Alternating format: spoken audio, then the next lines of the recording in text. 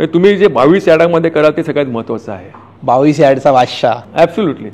गाडीत नेणारा मुलं क्रिकेट खेळणार असं काही नाही आहे. मी नुसतं कॉमेंट्री करणं किंवा याच्या रक्त उसळून यायचं. खूप मुलं याच्या स्लम्समधली आहेत, कारण त्यांना भूक असते ॲक्च्युली. 50,000 प्रेक्षकांच्या समोर 22 यार्डावर तुम्ही जे करतात ते कराय. ते IPL बघतात असं काय नसतं क्रिकेटमध्ये. मला अजून एक गोष्ट जर विचारायची, सिलेक्शन कमिटीमध्ये खूप वेळेला असं म्हटलं जातं की खूप पॉलिटिक्स वगैरे चालतं. ह्या गोष्टी खरोखर आहेत का सर? महेंद्रसिंग धोनी आहे किंवा विराट कोहली आहे किंवा सचिनला रणजीमधलं तेव्हाचं तुमचं नाव सुचवणं असेल तर मानसिक परिपक्वता हे जे असतं ना, तर ती त्यांच्याकडे होती. तुमचा आणि बाळासाहेबांचा एक किस्सा आहे. नाही, बाळासाहेबांना क्रिकेट आणि क्रिकेटच खूप आवडायचे. क्रिकेटमध्ये म्हटलं जातं की you to watch and improve. तुम्ही आउट जरी झाला तर तुम्ही मॅच बघायला पाहिजे की तो मुलं कसा खेळतोय. तुम्ही घाबरलात तर तुम्ही क्रिकेट खेळू शकत नाही. घरी जाऊन कॅरम खेळा. मग क्रिकेटमध्ये you have to work hard. म्हणजे तिकडे ॲक्च्युअली शॉर्टकट नसतात तिकडे. जेव्हा फायनल होती किंवा तुम्हाला असं वाटत की मी मैदानावर असायला हवं होतं आणि तसं 183 आपला ऑल आउट झाला तेव्हा वाटलं नव्हतं की आपण जिंकू म्हणून. मी असं तर ॲटलिस्ट काहीतरी केलंच आहे तिकडे. कपिल म्हणाला ठीक आहे आपण फाईट करायची, आणखीन काही नाही.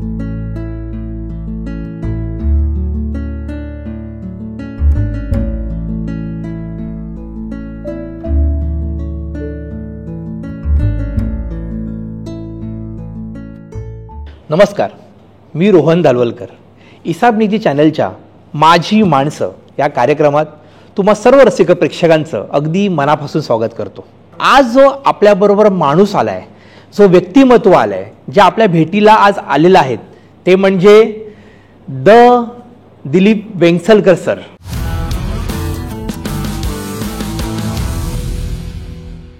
नमस्कार सर. नमस्कार सर.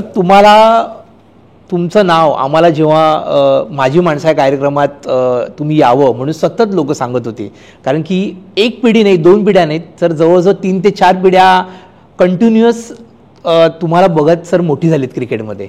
आणि त्यामुळे सर सुरुवातीलाच तुम्हाला एक छोटंसं गिफ्ट देतो आणि तुमचं मी स्वागत करतो कार्यक्रमात.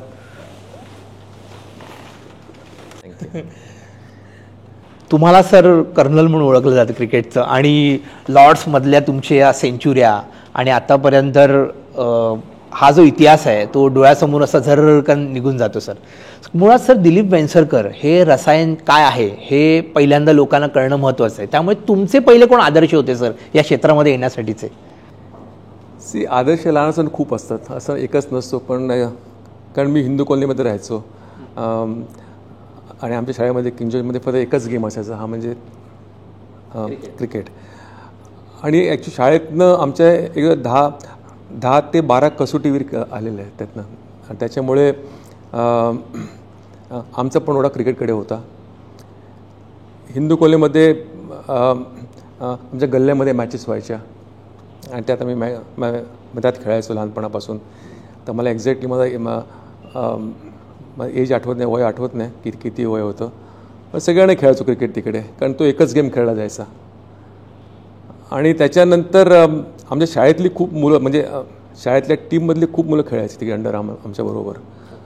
आणि मग त्यांनी आमच्या कोच VS पाटलांनी सांगितलं की सर असा एक मुलगा आहे, तर आपण टीममध्ये घेऊया म्हणून.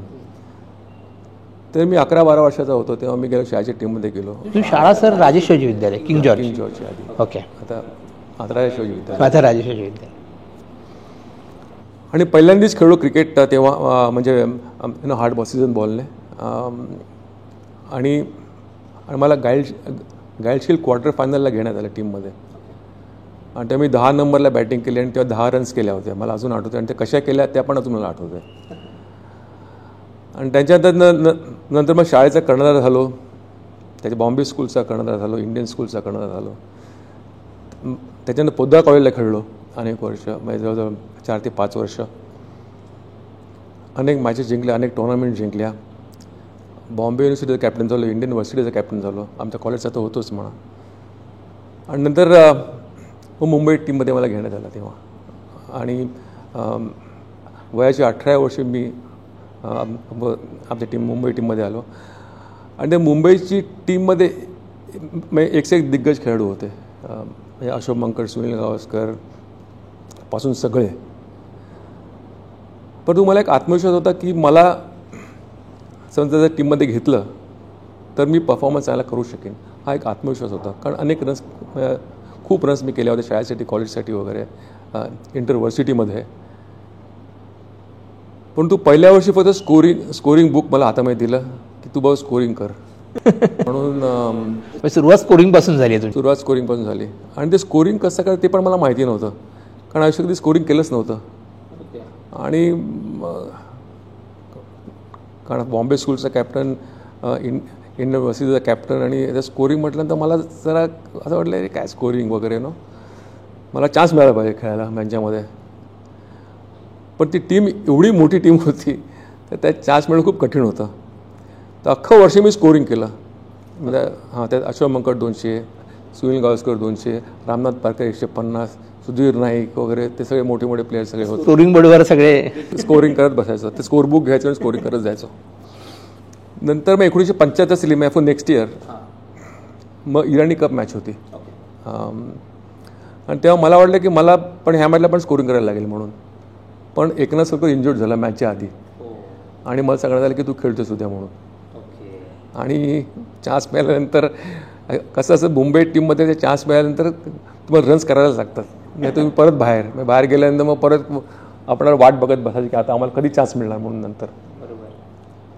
आणि मग मी 100 केले त्या मॅचला. आणि त्या मॅचला 6 ते 7 सिक्सर मारल्या बिशन सिंग बिदी प्रसन्नाच्या अगेन्स्ट वगैरे. आणि त्यांची टीम पण खूप चांगली होती आणि आम्ही मॅच जिंकलो वगैरे. आणि नंतर मला इंडियन टीममध्ये घेण्यात आलं.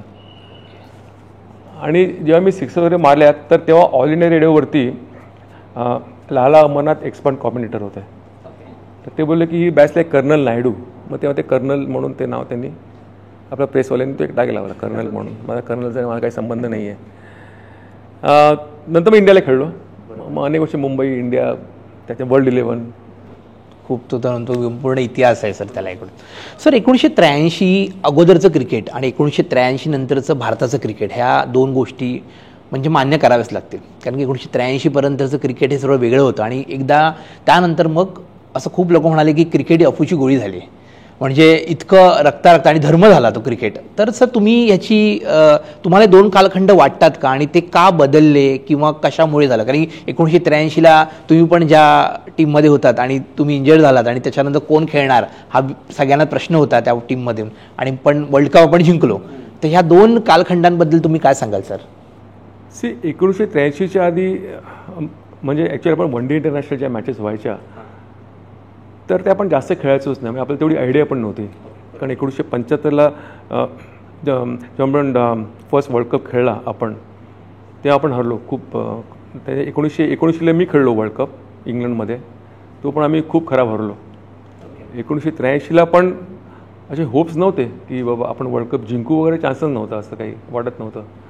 कारण ऑस्ट्रेलिया, इंग्लंड, पाकिस्तान, ते वेस्ट इंडिज हे खूप मोठे संघ, बलाढ्य संघ होते.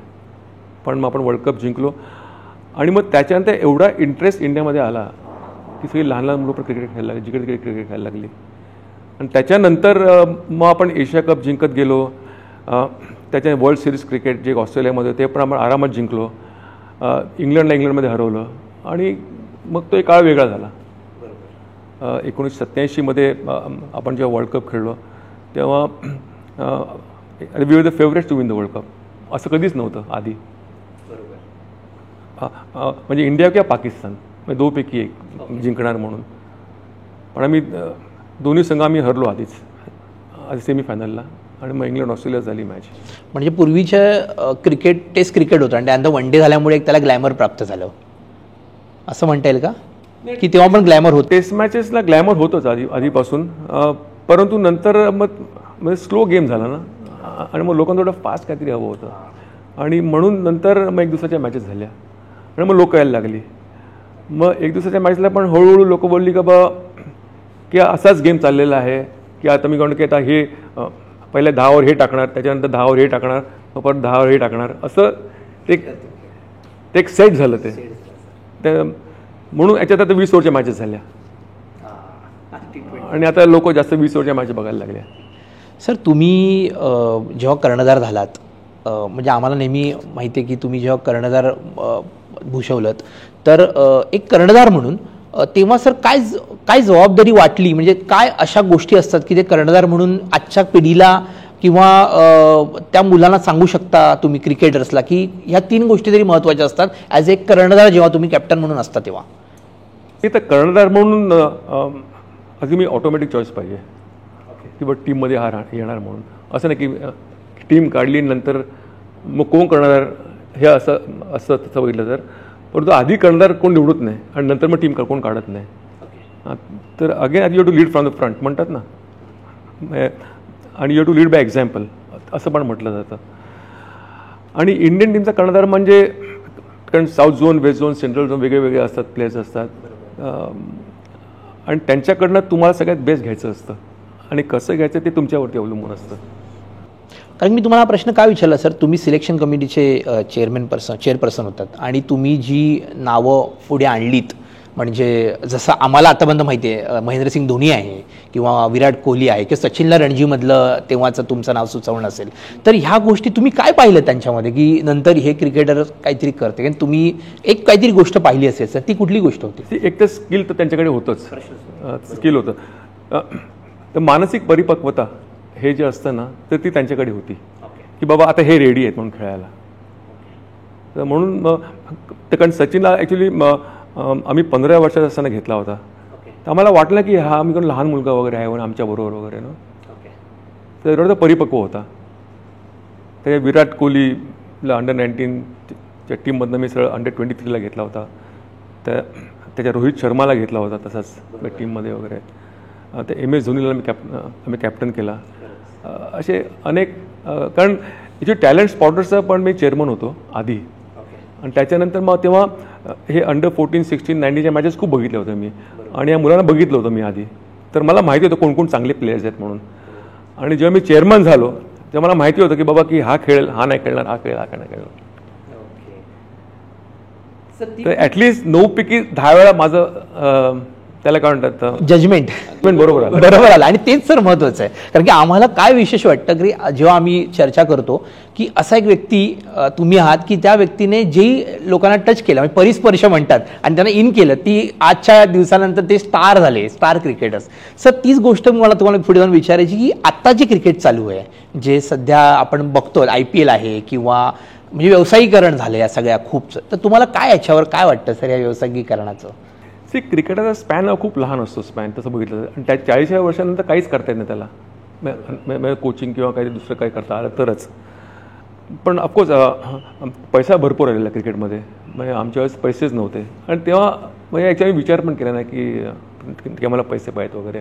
किती मिळायचे सर त्या टायमात? मी जेव्हा मुंबईला जेव्हा खेळलो तेव्हा 25 रुपये दिवसाला मिळायचे, 25 रुपये दिवसाला. आणि आज लाखोत मिळतात त्यांना. बरं आहे, चांगलं आहे, मला आवड, एक चांगली गोष्ट आहे.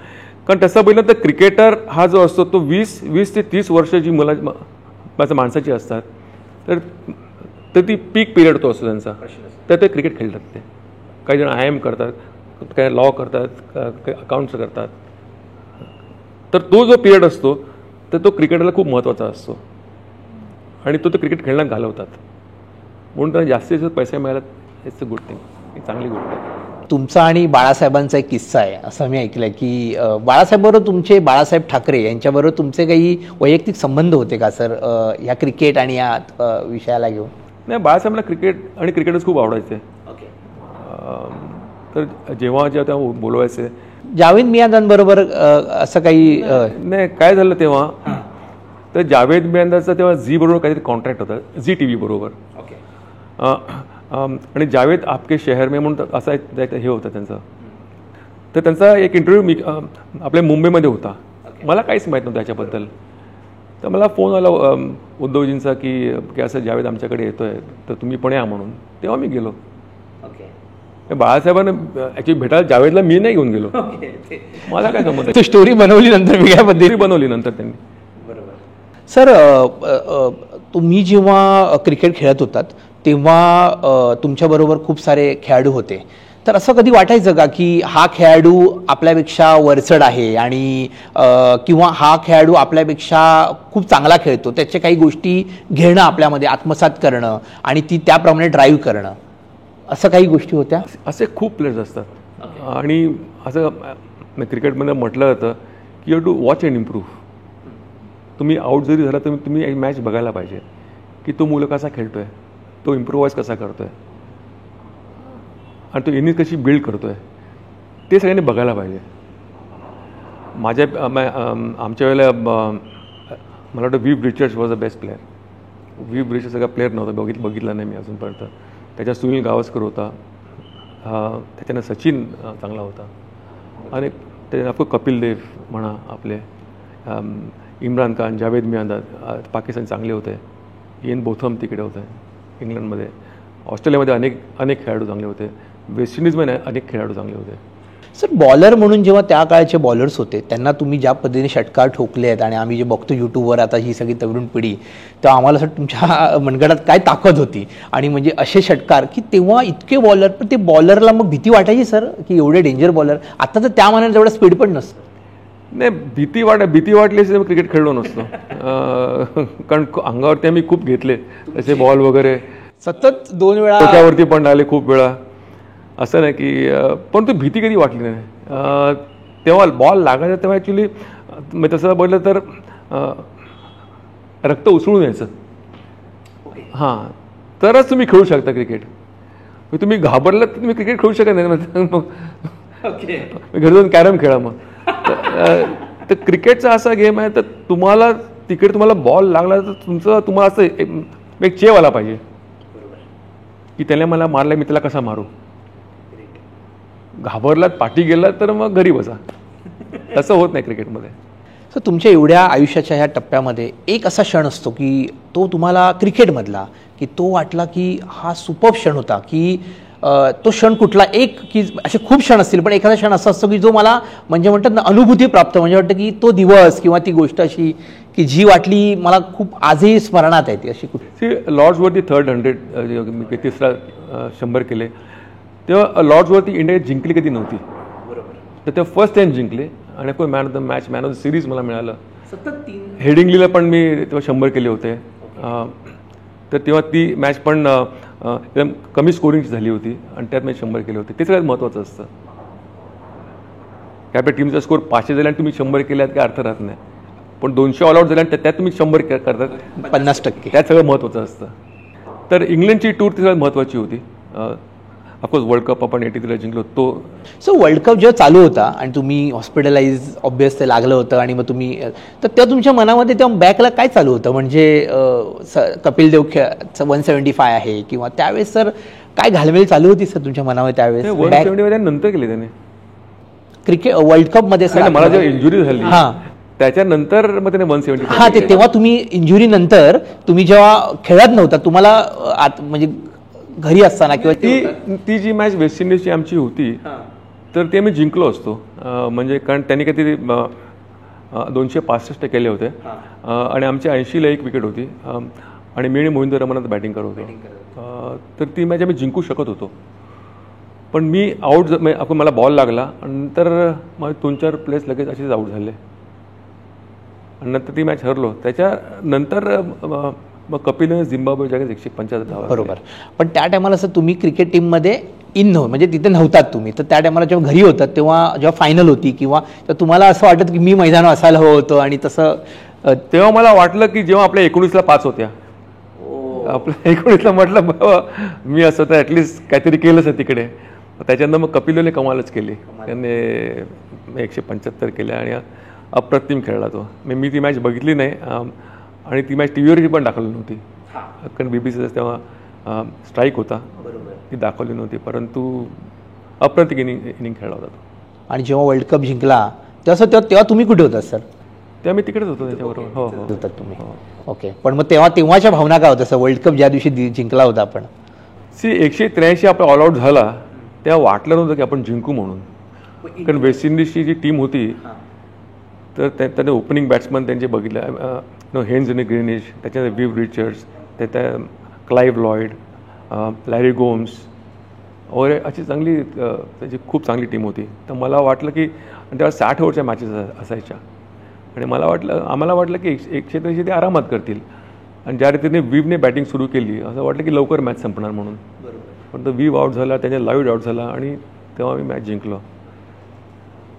म्हणजे खूप आनंद म्हणतात. सर ड्रेसिंग रूममध्ये स्ट्रॅटेजी होती, तशी स्ट्रॅटेजी होती की होत गेलं ते? नाही, होत गेलं. तसं काय झालं की याची स्ट्रॅटेजी म्हणजे काय, जेव्हा 183 ऑल आउट झालं तेव्हा ऑफकोर्स कपिल म्हणाला ठीक आहे पण फाईट करायची, आणखीन काही नाही. बाकी आता मी काय सांगू शकत नाही काय करायला पाहिजे म्हणून तुम्हाला, कारण आपण इंग्लंडला पण आपण हरवलेलं आहे. परंतु 183 खूप कमी स्कोर आहे, पण आपण फाईट करूया म्हणून एवढंच त्याचे वर्ड्स होते, लेट्स फाईट इट आउट. आणि संधूने पहिली विकेट काढली ते, आणि नंतर मग विव रिचर्ड्स तिच्यात महत्त्वाची विकेट होती. क्लाइव्ह लॉयड एक एक्सपिरियन्स अनुभवी प्लेअर होता, तो लवकर आउट झाला आणि मग मी जिंकलो. सर अजून एक गोष्ट म्हणजे तुम्ही नंतर एक अकॅडमी सुरू केलीत आणि मुलांना शिकवत आहे, तर ह्याबद्दल ऐकायला आवडेल सर की ही डोक्यात कल्पना नंतर आली की तुम्हाला हे करायचंच होतं, की येणाऱ्या पिढीला त्या दृष्टीने काय उद्देश म्हणून तुम्ही सुरू केलं मुळात, आणि कसं आलं जुळून ते? अकॅडमी सुरू करायची होती हा उद्देश नव्हता, पण तो क्रिकेटसाठी काहीतरी करावं हा उद्देश होता. आणि गरीब मुलांना कसं आपण त्यांना एक व्यासपीठ करून द्यावं हा म्हणजे हा ॲक्च्युली हेतू होता. आणि CSR फंडातनं या अकॅडमी माझ्या आहेत, म्हणजे आता 4 अकॅडमी माझ्या आहेत. आणि एक 28 वर्षापूर्वी मी सुरू केलेलं आहे, आणि मग त्यातनं अनेक मला संध्या मिळाल्या, आणि हजारो मुलं खेळली तिकडे, हजारो मुलं खेळतात.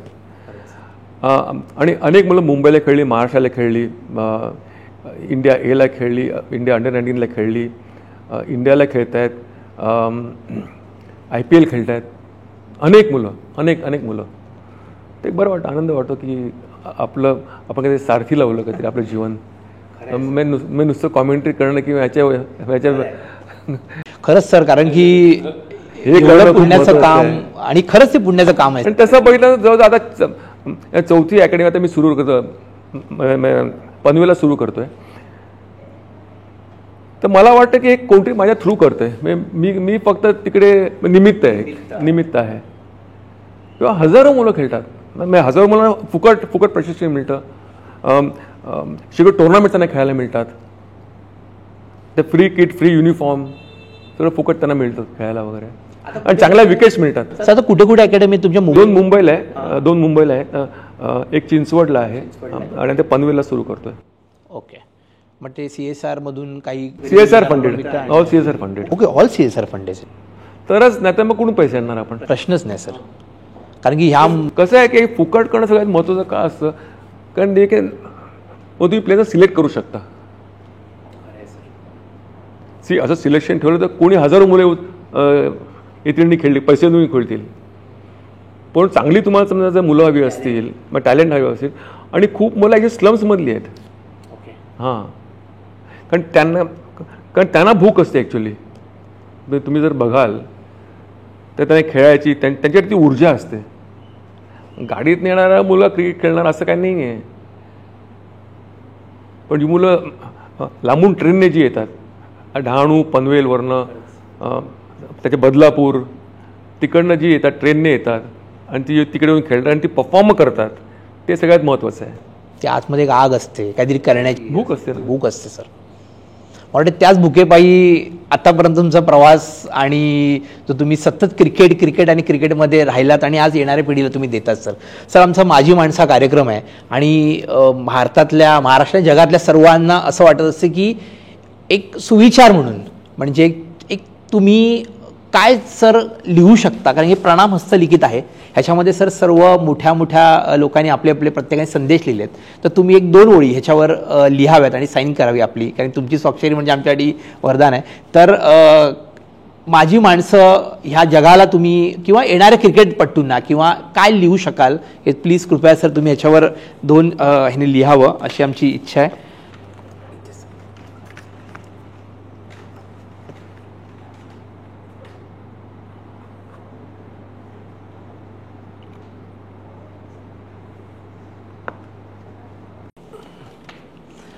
सरांनी लिहिलं आहे, मेहनतीला पर्याय नाही, शॉर्टकट्स बघू नका, संधी मिळाली की तिचं सोनं करा.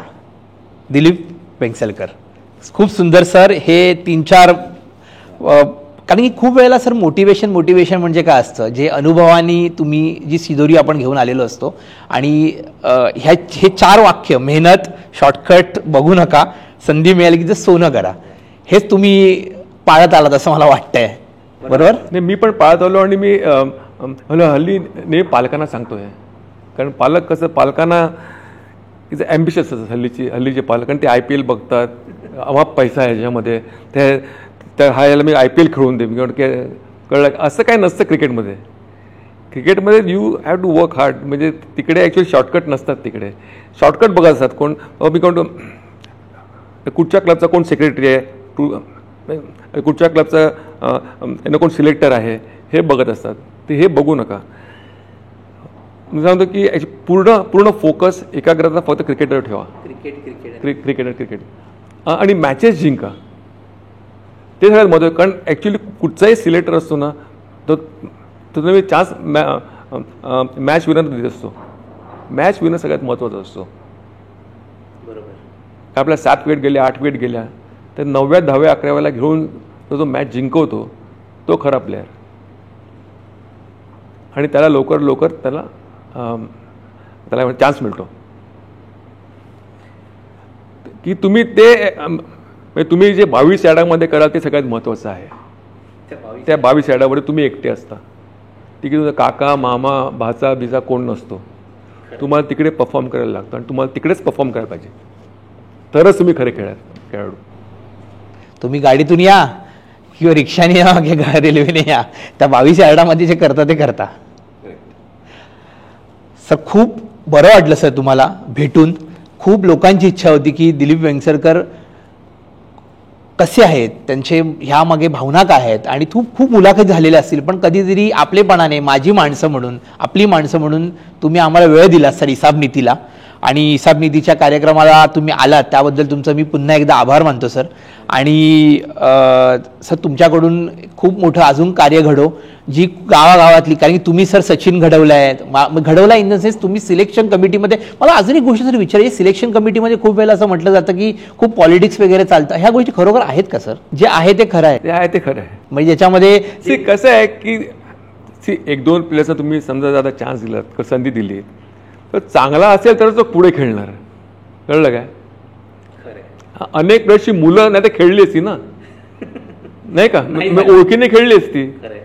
परंतु 50,000 प्रेक्षकांच्या समोर 22 यार्डावर तुम्ही जे करतात ते खरं आहे. बाकी बाहेर तुम्ही काय करत त्याचं काही नाही आहे त्याच्यामध्ये. 22 यार्डचा बादशाह, ॲब्सोल्युटली. मग तो कोणी असून दे. कारण की लोकांना असं वाटत असतं की माझा मुलगा पुढे जावा, मला म्हणजे इथून काहीतरी आपण लिंक लावू, तिथे काहीतरी ते लिंक होऊन 1-2 मॅचेस खेळतात ते, असं मी म्हणत नाही खेळत नाहीत वगैरे. 1-2 मॅचेस खेळतात ते, पण पुढे काय? पुढे तुमच्याकडे स्किल असेल तरच तुम्ही खेळू शकता, आणि क्षमता असेल तर खेळू शकता. भूक, क्षमता, स्किल आणि शॉर्टकट नाही आहे, ह्या 4-5 गोष्टींवर आज आपण इथे थांबूया सर. खूप खूप थँक्स सर, तुम्ही इथे आल्याबद्दल आणि आम्हाला मुलाखत दिल्याबद्दल. तर मित्रांनो, आज माझी माणसामध्ये दिलीप वेंगसरकर आज आपल्या भेटीला आले होते. सोप्या पद्धतीने क्रिकेट काय आहे, त्यांचा अनुभव व्यवस्थित तरुण मुलांपर्यंत पोहोचवला. अशीच माझी माणसामध्ये तुम्हाला अनेक व्यक्तिमत्व पाहायला, ऐकायला, बघायला मिळणार आहेत. तोपर्यंत हिसाब नीती बघत राहा, माझी माणसं बघत राहा, लाईक करा, सबस्क्राईब करा. तोपर्यंत गुड बाय.